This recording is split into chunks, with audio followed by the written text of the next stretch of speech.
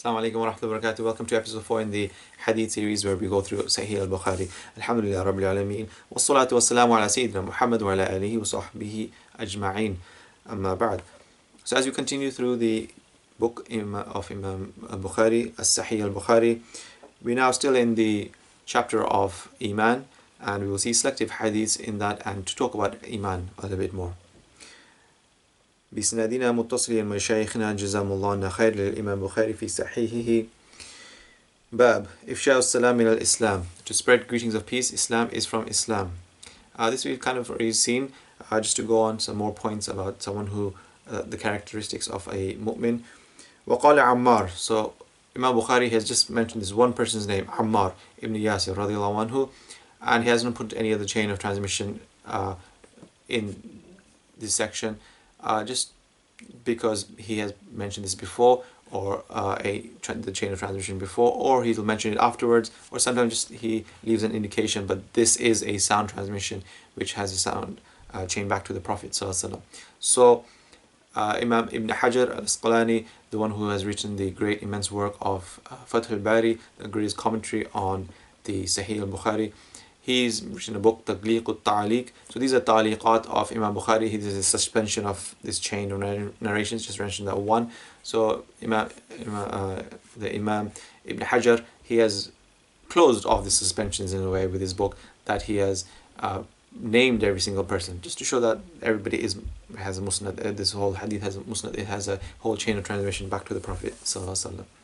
So here, قال Ammar says, it's like definite, like ثلاث من جمعهن فقد جمع الإيمان. Three characteristics, one who has it has kind of gathered all of Iman.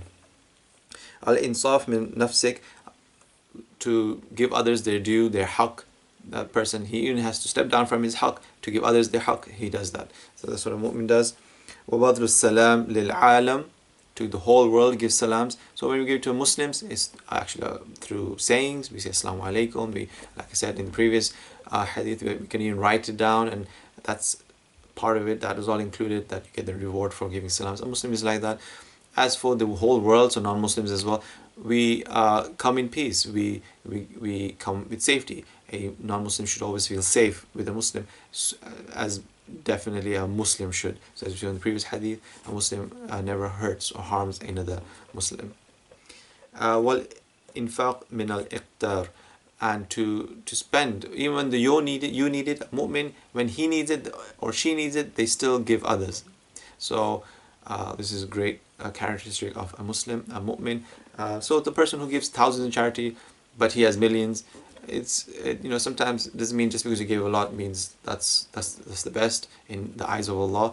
The person who has little but gave from that little, whatever he had, even though he needed it, can be much weightier, much greater than the one who gave a lot. So we go on from here to the next hadith. وعنه بقال, before I say that, this is the chapter باب المعاصي من أمر الجاهلية.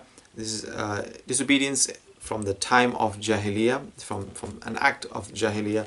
ولا يكفر صاحبها بارتكابها إلا بالشرك لقول النبي صلى الله عليه وسلم إنك امرؤ فيك جاهلية. Alright, so a person who commits an act that was a great act of disobedience at the time of ignorance, someone who takes upon these acts is not going to be termed as a kafir, a disbeliever, just because they took on that wrong act.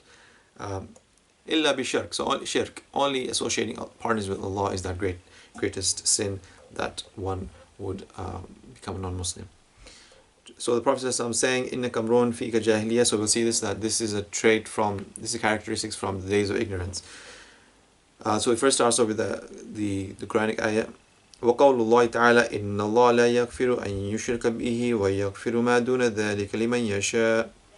So Allah subhanahu wa ta'ala does not forgive one who commits shirk with Allah, associates partners with Allah, saying he is a son or a daughter or a spouse or a wife or siblings or anything like the sort, or a parents or anything like that. We do not associate partners with Allah, full stop. So that is what Allah does not forgive. Duna dhalik, other than that, Allah subhanahu wa ta'ala forgives others, everything else. وعنه به قال حدثنا سليمان بن حرب قال حدثنا شعبة عن واسل الأحدب عن المعرور قال لقيت أبا ذر بالربضة. So this person, he says he met Abu Dhar, the great Sahabi, بالربضة. This great Sahabi who was a Zahid, he was a one who abstained from the dunya. He left dunya. He didn't want anything to do with it.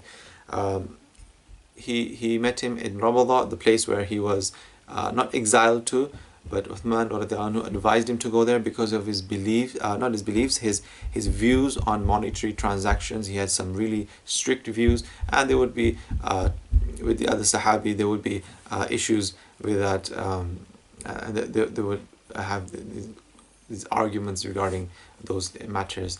So Abu Dhar was of the opinion, anybody who has in his daily wealth anything more than he needs, they should give to charity. So in that kind of fashion, there would be no need for zakat in a way, because the money would be for everybody would have money. So Allah subhanahu wa ta'ala has made it a ruqsa zakat, that we have a whole year, the savings in there, we give in charity, just 2.5%. That is obligatory. So Abu Dhar had that more stricter view. So there would be all these issues. So it's best, Uthman radiallahu anhu advised him to stay in Rabada, a distance away. And that's where he died as well. So he says, that so the person who met Abu Dhar, he said, Wa'ali hulla, he had 2 pieces of clothes. He has like the clothing he wore. He was wearing that hulla, wa'ala ghulamihi hulla, and his slave had a hulla as well. They both were wearing hullas. How come they were both alike? فَسَأَلْتُهُ عَنْ ذَلِكَ, why are you both wearing the same things? Normally a slave would be wearing more meager clothes, more lesser clothes than the master. فقال إني ساببت رجلا فعيرته بأمه فقال لي النبي صلى الله عليه وسلم. So Abu Dhar said, I swore at abused the mother of abused a man by calling his mother names. So this was Bilal ibn Rabah, the muaddin of the Prophet ﷺ. This is who Abu Dhar he abused by saying, Ya ibn Sauda, oh son of a black. So talking about slaves was around the whole world at that time, and Islam, just because it came, Islam was always there from Prophet Adam alayhi salam to all the other prophets, but Islam, and it's how we have with the Sharia and this new legislation and stuff, what Prophet Muhammad brought with the revelation. It just doesn't come and suddenly just make a big bang and it just gets away with slavery. No, it existed in every corner of the world, and Islam was to show us the best etiquettes. So the Prophet revolutionized how to deal with our slaves and how to treat them in kind ways. So this is how we'll see, I have a glimpse of that as well. But today we still have modern day slavery and all sorts of slavery, unfortunately. So the Prophet ﷺ, when he heard that Abu Dhar did this, the Prophet ﷺ said, Ya Abu Dhar, ayartahu bi ummihi, oh Abu Dhar, did you call his mother names?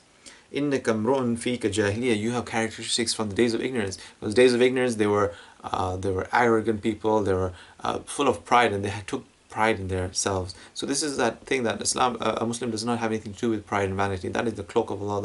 That belongs to Allah. So there's that piece that you committed a sin, and from that days of ignorance you wrote that ikhwanukum khawalukum.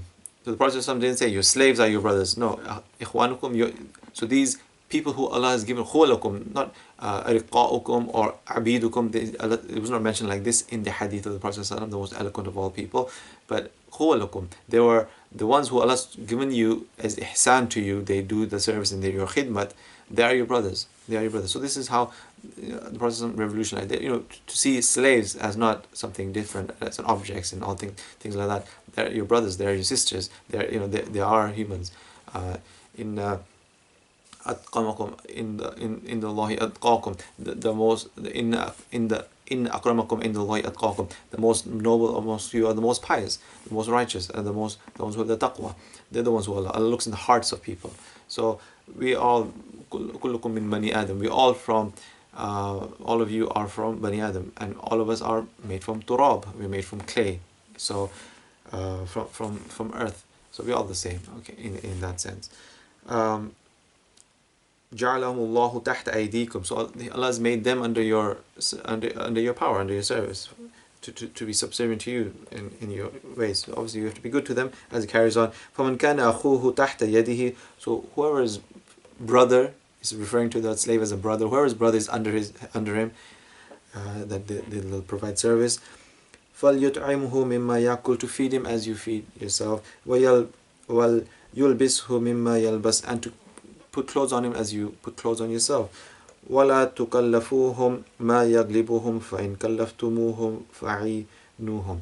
And that you do not give them a task that is so a big burden. You do not burden them with anything. And if you do give them a big task, you help them in it. So this is how Islam is. Abu Bakr radhiyallahu anhu, the greatest examples of buying the slaves and freeing them. He brought them to sleeve them, to free them. And the first 40 became Muslim. The majority were the slaves. Majority were the weak who accepted Islam. So we see that. So carrying on to another hadith, and in here, باب خوف المؤمن من أن يحبط عمله وهو لا يشعر. So fear of the believer, a believer should always fear for their iman, that their actions are going to be just made, just get ruined. They should always fear that, we do an act that is so displeasing to Allah subhanahu wa ta'ala.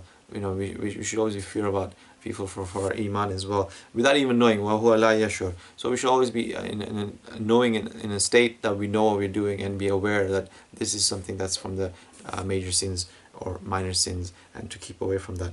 So in this one, وعنه به قال حدثنا محمد ابن عرعرة قال حدثنا شعبة عن زبيد قال سألت أبا وائل عن المرجع.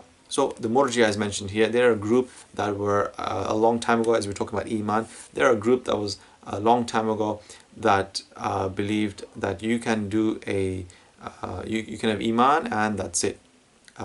Any actions you do after that, whether it's sin or no sin, there's no such thing as sin. You're a Jannati. Another group, Qaramiya, they're a group that, unlike them, it's لا يضر مع الإيمان معصية, that with your iman, it's not harmful. Disobedience does not harm you. So they were of the opinion that if you have iman, doesn't matter. That's it. There's nothing else needed from you. Actions. There's no actions required from you. There's no prayers needed, fasting, zakat, all of this that obligatory that we know is the pillars of our deen or Islam. You got to do nothing. You have iman. That's it. Jannati straight away.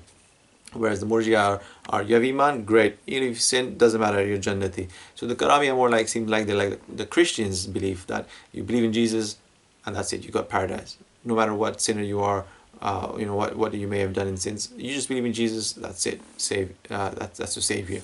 So Islam, that's not our belief of the Ahl Sunnah wal Jama'ah, the main big group and body of Islam, the big group. And going on from this, so carrying on, فقال حدثني عبد الله أن النبي صلى الله عليه وسلم قال. So the Prophet ﷺ said, سباب المسلم فسوق وقتاله كفر.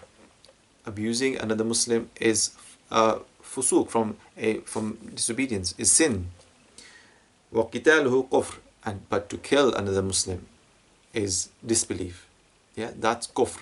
But when we say kufr, again, this is kufr, duna kufr, as it comes in another chapter, just Imam Bukhari, in his chapter headings, sometimes he makes a point, it's disbelief, but not disbelief in the sense that one is a kafir.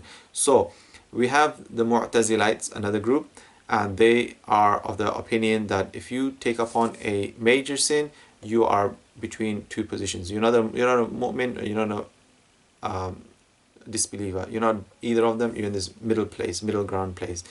There is the other group, the Khawarij, another group who are disbelievers. So the Mu'tazilas are more like sinners, whereas the Khawarij are definitely disbelievers. Their belief is you take upon a major sin, you perform a major sin, you are automatically a disbeliever and forever in the fire. So that's their belief. The Ahl Sunnah wal Jama'ah is, if you take upon a major sin, it does not mean you are a disbeliever, a kafir.